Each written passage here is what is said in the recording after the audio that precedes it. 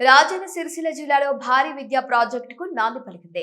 చందుర్తి మండలం మూడపల్లి గ్రామంలో 200 కోట్ల వ్యయంతో నిర్మించనున్న young India integrated residential school భవన నిర్మాణానికి రాష్ట్ర ప్రభుత్వ విప్ వేములవాడ ఎమ్మెల్యే ఆది శ్రీనివాస్, జిల్లా కలెక్టర్ గరిమా అగ్రవాల్ తో కలిసి శంకుస్థాపన చేశారు.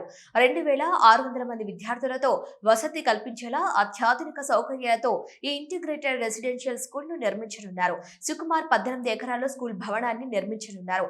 18 నెలల్లో నిర్మాణ పనులు పూర్తి చేయడమే లక్ష్యంగా ప్రభుత్వం చర్యలు చేపట్టింది.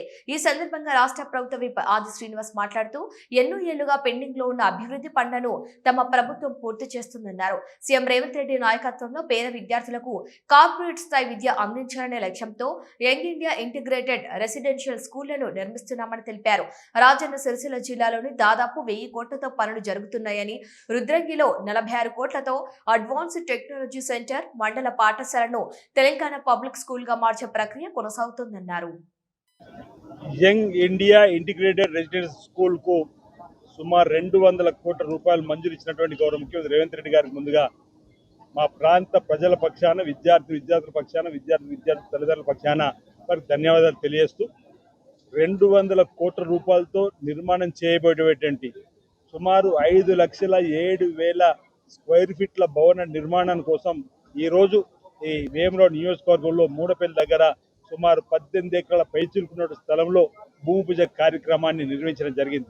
దీని ద్వారా ఈ ప్రాంతంలో ఉన్నటువంటి పేద విద్యార్థులకు ఎస్సీ, ఎస్టీ, బీసీ, మైనార్టీ, ఓసీలో ఉన్నటువంటి పేదలకు కూడా ఈ రెసిడెన్షియల్ స్కూల్ అందుబాటులోకి వస్తే వారికి చదువుకోవడానికి, తద్వారా తమ దైనందిన జీవితంలో ఎదగటానికి, ఉద్యోగాలు పొందడానికి, సమాజంలో చక్కటి ఆలోచనను పెంపొందించుకోవడానికి అవకాశం ఉండే విధంగా ఈ యంగ్ ఇంటిగ్రేటెడ్ రెసిడెన్షియల్ స్కూల్ రావడం ఆనందదాయక, శుభదాయకం మన సందర్భంగా చెప్తూ గౌరవ ముఖ్యమంత్రి రేవంత్ రెడ్డి గారి సహకారంతో ఈ ప్రాంతంలో అడ్వాన్స్ టెక్నాలజీ సెంటర్ కూడా రావడం జరిగింది. సుమారు 46 కోట్లతో. అది కూడా త్వరలోనే మన టెండర్లు పూర్తి కాబడ్డాయి.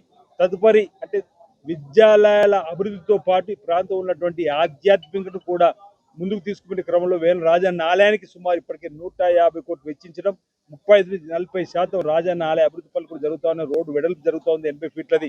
అదేవిధంగా బ్రిడ్జి నిర్మాణాలకు సంబంధించి కూడా ఈరోజు నిధులు మంజూరు చేయడం పనులు జరుగుతూ ఉన్నాయి. రైతుల కోసం కలిగొడ సూరం ప్రాజెక్టు దగ్గర 45,50,00,000 ఈరోజు భూ సేకరణ రైతులకు ఇచ్చేటువంటి దానికి కూడా నిధులు మంజూరు చేయడం, అక్కడ కూడా ప్రాజెక్టు పనులు జరుగుతున్న క్రమంలో అన్ని వర్గాల ప్రజల అభివృద్ధి కోసం ప్రధానంగా రాజన్న సిరిసిల్ల జిల్లా కార్మిక ధార్మిక క్షేత్రంగా వెలుగొందుతున్న సందర్భంలో సిరిసిల్ల ఉన్నటువంటి నేతన్నలకు చేతి నిండా పలికనిపించడానికి కోసం ఈరోజు గతంలో ఇచ్చిన చీరలు నాసిరకమైతే ఈరోజు ఆడపిల్లల ఆత్మగౌరవం పెంపొందించే